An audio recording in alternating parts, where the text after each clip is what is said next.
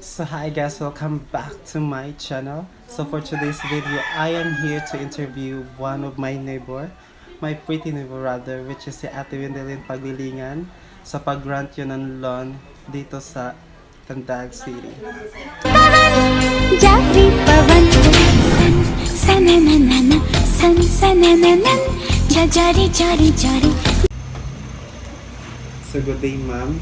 Thank you kay gitagan mo ako ng opportunity na para ma-interview ko man. So before we proceed, can you introduce yourself first? Okay, my name is Wendelin Paglilingan and I'm 36 years old. Okay, so let's proceed.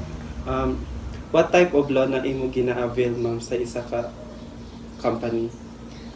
Type of loan na siya, kaning financing company siya kay since buwan puhunan man na siya naga-help siya sa mga tao ganing gusto mag-business nga wala ika kapital. Okay, unsay mode of payment yan ma'am? Ang mode of payments kuan. Sila mismo ang naa sila collector nga mag-collect sa kanang payment every 15 days of the month balikin sinas tapos maari sila dili kanaman may center leader dito man may maghatag og payment na sa center leader tapos ang kaning collector bahala siya sa center leader para kuha na mag payments every kuan na siya every Monday. Okay. So pila interest rate niyo ma'am?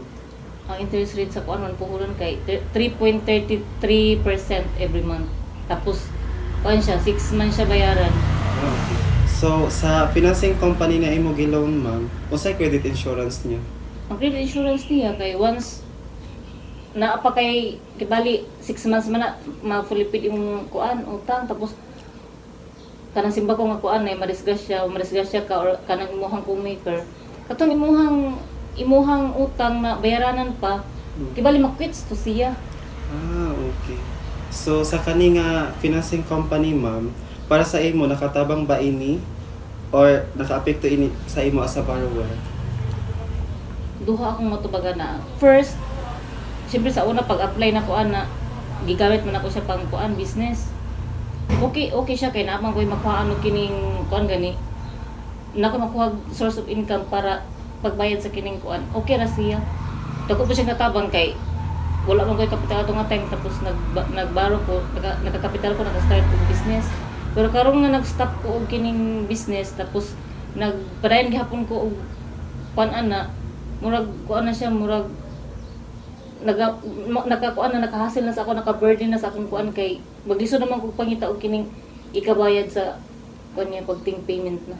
Okay. So that's all ma'am. Thank you so much sa time. Okay. Good day.